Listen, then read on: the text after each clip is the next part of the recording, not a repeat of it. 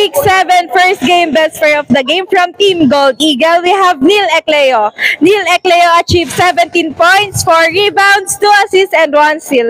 So, laglagan nyo po ngayong gabi, di ba? So, ano po ang ginawa nyong play para po di kayo malaglag sa liga na, sa ngayong season or conference na to? Nag-stick kami sa plan ng coaches namin, lalo si Kuya Marvin, tsaka si Kecho. And then,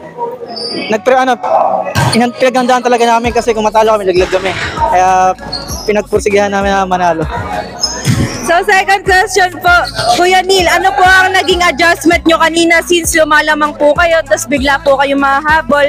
So, ano po ang ginawa nyong balasan sa players nyo para po maka-adjust po lahat and makakuha po kayo ng panalo ngayon? Yun, stick lang kami sa sa tao-tao namin.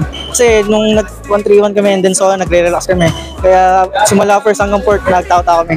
Kaya hanggang di matapos ako pa rin. Kaya safe na. So last one, sino po ang gusto niyang batiin or pasalamatan po? Unang-una, nagpapasalamat ako kay God. Sa jowa ko nanonood. And then si Kellyan, si Allen, si Raymond. Lahat ng dito. Pati ko si Brian. Lahat ng team ko. Maraming salamat sa inyo. So thank you po once again po for our first game. Best player of the game, Neil Ecleo. Thank you po and congrats. Tayo mag-enjoy. Mga kaibigan sa paligid, walang ibang tawa na astig. Drinks up sa kwentuhan. Teka,